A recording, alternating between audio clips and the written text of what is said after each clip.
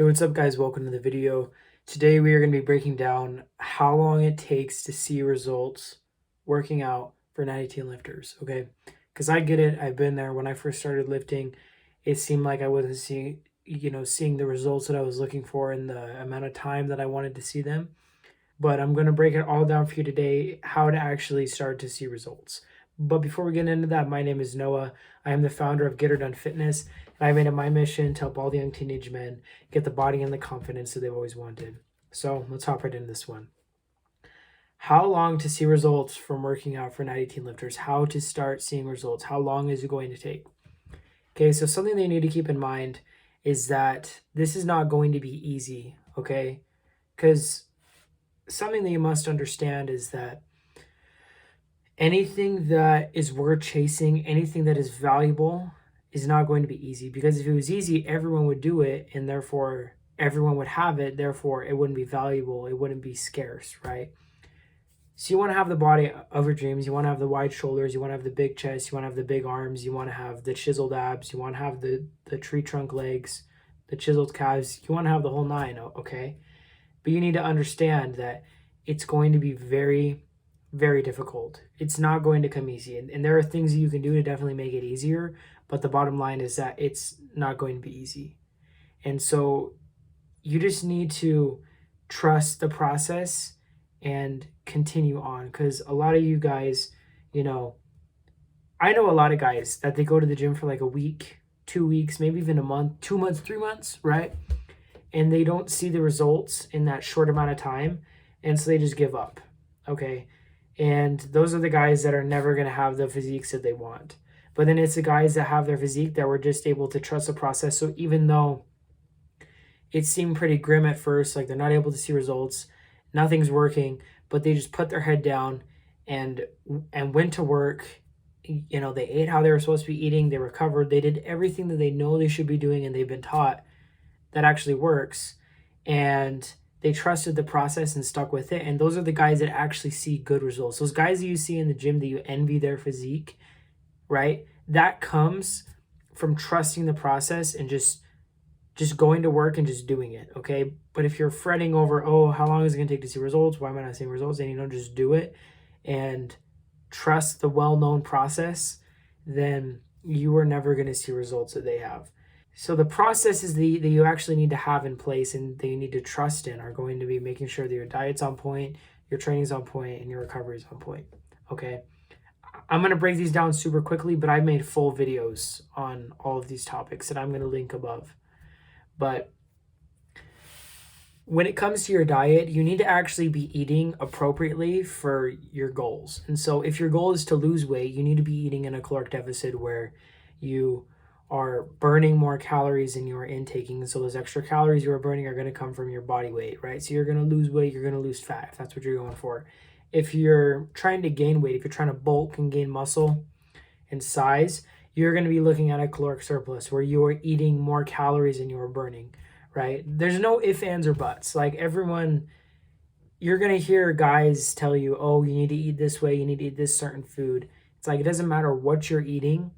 It's a matter of how much you're eating and the contents of that food. So in other words, you need to make sure that you are eating in that caloric surplus. And so I'm just giving an example, but a caloric surplus is different for everyone. But if I'm eating 3,600 calories to be in a caloric surplus, I need to eat that 3,600 calories every single day. It's not, oh, well, if I eat this certain food or this certain food or this type of food at this time, then maybe I can still see results without eating that much food. It's like, no, you got to be in that caloric surplus to gain, right? Because your body's a closed system. And so the only way for it to gain and actually gain size is going to be the input of those calories, because those extra calories are going to be put on as body weight, and that's going to be in muscle if you're eating enough protein and training correctly. But the point is, you need to be eating enough calories to gain if you're trying to gain. You need to be eating not as much calories if you're trying to lose. Like, you need to be eating appropriately for your goals, and you need to stick to it, okay? And then when it comes to training in the gym, I think this is universal across anything that you're trying to do, right? Like if you're trying to cut and you're trying to lose fat, if you're trying to gain muscle, you still like you want to go in and train to the fullest extent possible, right? And so what exactly that's going to mean is you going into the gym and training freaking hard, okay? And when you're on a cut or when you're trying to cut weight, it's definitely not going to be as easy to go in and train hard, with the lack of energy that comes with the lack of calories.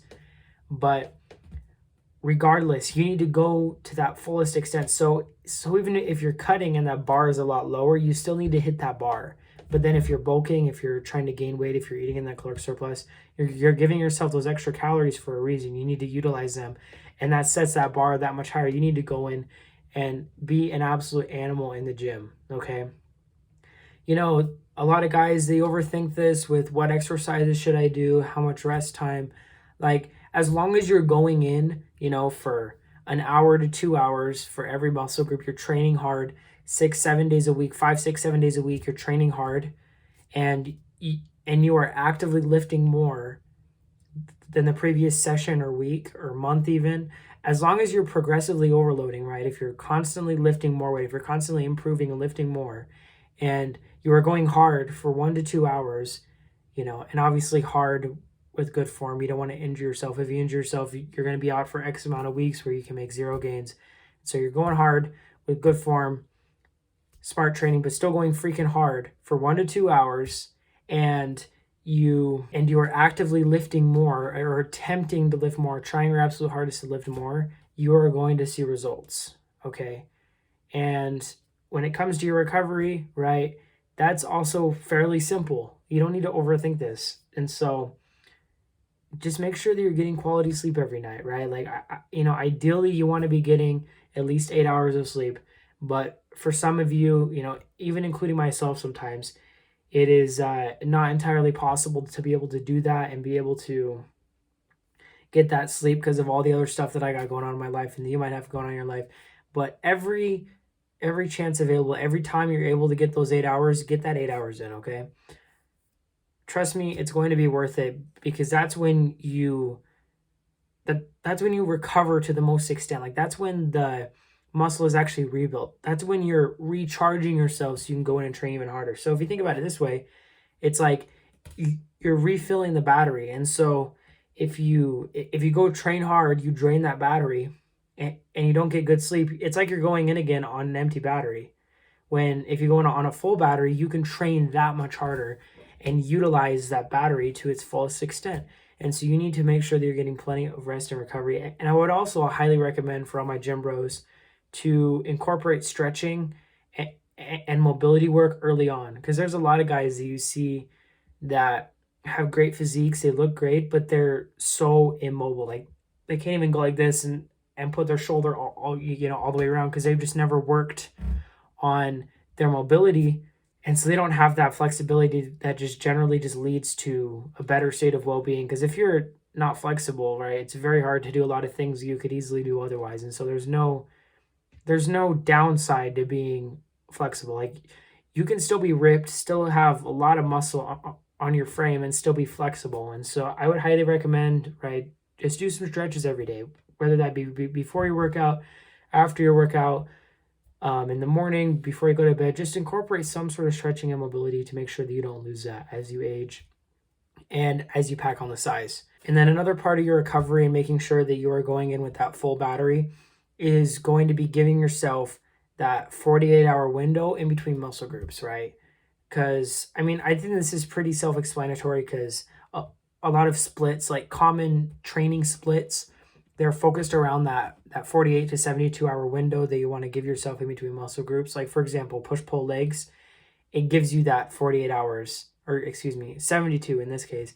It gives you that 72 hours in between muscle groups, so you get the fullest amount of recovery, but not recovering too much. Because if you train with something like a bro split, where you are only training each muscle group 1 time per week, you're leaving a lot on the table, because it's like you're charging that battery and then you are just letting it sit, when you could be utilizing that over and over and over again in that time that you just let it sit.